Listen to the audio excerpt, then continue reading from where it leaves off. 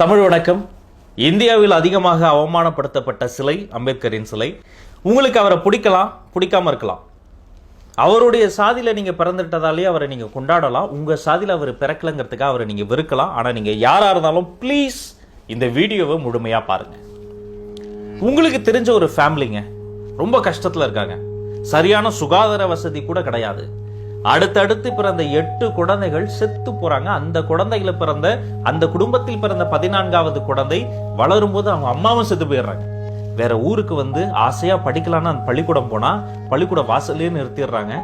நீ உட்கார்ந்தா இந்த இடம் தீட்டாயிடும், துரத்திடுறாங்க. இப்ப உங்களை அவமானப்படுத்துறாங்க. உங்க ஆபீஸ்ல நீங்க வேலையை விட்டுருவீங்க. ஒரு பொருள் வாங்க கடைக்கு போறீங்க, அங்க உங்களை மட்டம் தட்டுறாங்க. அடுத்த முறை அந்த கடைக்கே நீங்க போக மாட்டீங்க. ஆனால் அந்த மாணவன் அடுத்த நாள் அந்த பள்ளிக்கூட வாசலில் நிற்கிறார். அவர் கையில் ஒரு கையில் புத்தகப்பை, இன்னொரு கையில் கோணிப்பை. தன் மீது வந்த எல்லா சாதிய அவமானங்களையும் சகித்து கொண்டு படித்து வாழ்க்கையில் முன்னேறினார் அம்பேத்கர். ஒரு மெழுகுவத்தி அணைவதற்கு முன்பு இன்னொரு மெழுகுவத்தி ஏற்றுவதை போல தனக்கு வந்த சிறு சிறு உதவிகள் அனைத்தையும் பயன்படுத்திய வெளிநாடுக்கு சென்ற பாரிஸ்டர் ஆகி பொருளாதாரத்தில் PhD பண்ணி பொலிட்டிக்கல் சயின்ஸ் படித்து மிகப்பெரிய படிப்பையெல்லாம் படித்து முடித்து இந்தியா திரும்பி பரோடா அரண்மனையில ராணுவ செயலாளராக கம்பீரமா உட்கார்றார். அவர் தாகம்னு கேட்டா அவருடைய PA தண்ணியை தொட்டு தர மாட்டாங்க. PA மட்டும் கிடையாது, அரண்மனையில இருந்த ஆயிரக்கணக்கான எம்ப்ளாயும் தண்ணி அவருக்கு தொட்டு தர மாட்டாங்க. வாழ்நாளெல்லாம் படிச்சு பெரிய பதவி வாங்கி பெரிய சம்பளம் வாங்க முடிந்த அவரால் சக மனிதனின் மரியாதையை வாங்க முடியலையேன்னு வெந்து அழுது அந்த வேலையை விட்டு வெளில வந்து அவர் பிறந்த மாவட்டத்தில் இருக்கக்கூடிய சவுதார் குளத்துல எல்லாரும் இறங்கி தண்ணி குடிக்கணும்னு ஒரு கேஸ் போறாரு. அதுல ஜெயிக்கிறார், மேல்முறையீடு செய்யறாங்க.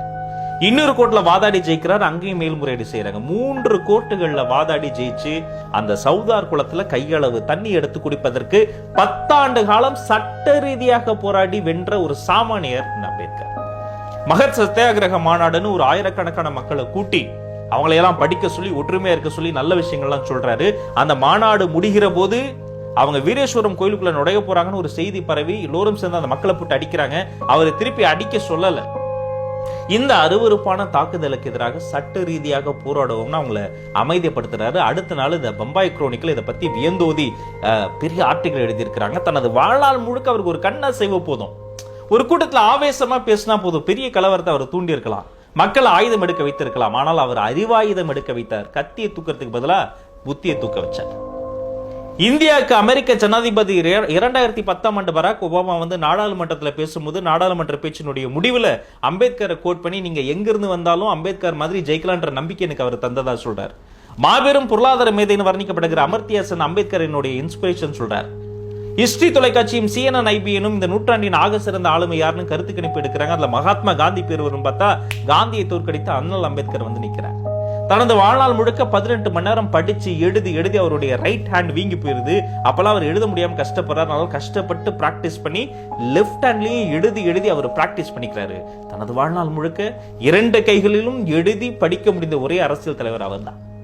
தான் வாழ்ந்த காலகட்டத்தில் மிகவும் அதிகமாக படித்த ஒரே இந்திய அரசியல் தலைவராக தன்னை மாற்றிக்கொண்ட மாமனிதனும் அவர்தான்.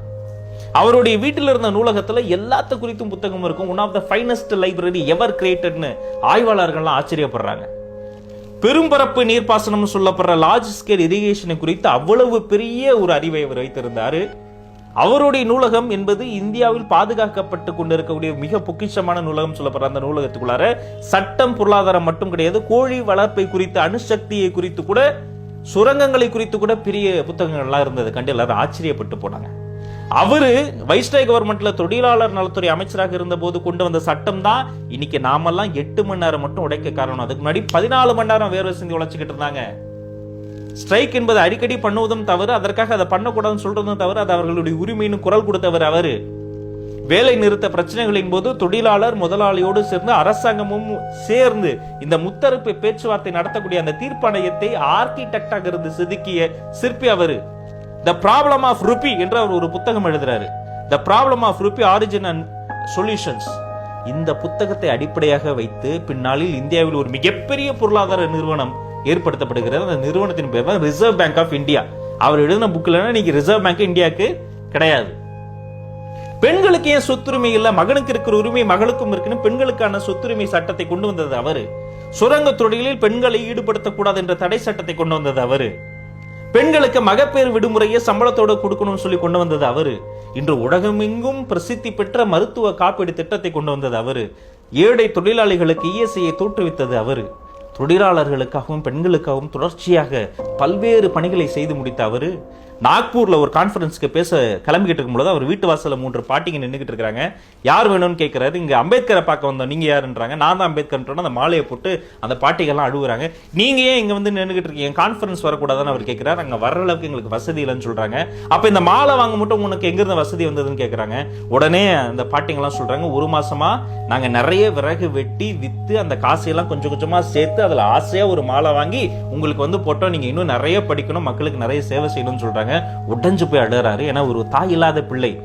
இதை போன்ற தாய்மார்களின் அன்பின் போது இறந்து போய் என் தாயை பார்க்கிறேன் அப்படின்னா அந்த காய்ந்த பொண்ணு கைகளை வாங்கி ஒரே ஒரு ப்ராமிஸ் பண்றாரு. நீங்க இவ்வளவு தூரம் என் மீது நம்பிக்கை வச்சதுக்காக என்னுடைய எஜுகேஷன், என்னுடைய கல்வி, இந்த கல்வி உங்களுடைய அடுத்த தலைமுறைக்கும் தங்கு தடையின்றி கிடைப்பதற்கான எல்லா ஏற்பாடுகளையும் செய்து முடித்து விட்டு தான் நான் சாவேன், இல்லைன்னா துப்பாக்கியால என்ன நான் சுட்டிக்கிட்டு செத்துருவேன் அதை செய்யலாம்னு சொல்லி அதை செய்தும் காட்டியவர் அண்ணல் அம்பேத்கர். சுதந்திர இந்தியாவில் மிகப்பெரிய தலைவர்கள்லாம் அவர்களினுடைய வாழ்க்கையினுடைய இன்ஸ்பிரேஷன் அவரை தான் வச்சிருக்கிறாங்க. முதல் சட்டத்துறை அமைச்சரான அவர் கையில் மிகப்பெரிய பொறுப்பு படைக்கப்பட்டு ஒரு குழு ஏற்படுத்தப்பட்டு 7 பேர் அந்த குழுவில் இருந்தாங்க. அந்த 7 பேர் வேலையும் தனியாளாக செய்து முடித்தவர் அவர். இது அவர் சொல்லல, அந்த 7 பேரில் ஒருவராக இருந்த டிடி கிருஷ்ணமாச்சாரி சொல்றாரு, இங்க எல்லோரு வேலையும் சேர்த்து அம்பேத்கரை செய்து முடித்தார்னு. ஒரு நவம்பர் மாதம் தொடர்ச்சியாக வேலை பார்த்து நரம்பு மண்டலம் பாதிக்கப்பட்டு கண் குறைபாடு ஏற்பட்டு டயபெட்டிஸ் சிவியர் ஆகி தனது வாழ்நாள்ல 2 வருஷம் 11 மாசம் 11 நாட்கள் இடைவிடாது எழுதி முடித்த ஒரு நாடாளுமன்றத்தினுடைய வாசல்ல அவர் வந்து நிற்கிறார். இப்போது அவர் கையில் புத்தக பையும் இல்லை, கோணி பையும் இல்லை, மாறாக உலகத்திலேயே அதிகமான பக்கங்கள் கொண்ட 300க்கும் அதிகமான பிரிவுகள் கொண்ட 7000த்திற்கும் அதிகமான திருத்தங்கள் சார்ந்த பதில்களை கொண்ட மாபெரும் ஆவணமான இந்திய அரசியல் அமைப்பு சட்ட புத்தகம் இருக்கிறது. எங்க இருந்து ஸ்டார்ட் பண்ணி எங்க வந்திருக்கிறாரு. இன்னைக்கு படிக்கிற நிறைய பசங்க எனக்கு கம்ப்யூட்டர்ல, என்கிட்ட காசு இல்லை, என்கிட்ட லேப் இல்லை, எனக்கு டியூஷன் போக வசதி இல்லைன்னு புலம்புறாங்க. அவர் படிக்கும்போது அவருக்கான மரியாதையே இல்லை, அவருக்கான வாழ்க்கையே இல்லை. ஆனா அவர் அதையெல்லாம் தாண்டி தனது வாழ்நாள் முழுக்க ஒரு விஷயத்துக்காக முதலீடு செய்து அதை ஒரு புத்தகமா மாற்றி அந்த நாடாளுமன்ற வாசல்ல நிற்கிறாரு. அப்படிப்பட்ட ஒரு மா மனிதனினுடைய சிலை உங்கள் கண் முன்னால் தோன்றினால் நீங்க அதை உடைப்பீங்களா, இல்ல கையெடுத்து கும்பிடுவீங்களா? நீங்களே முடிவு செய்யுங்க.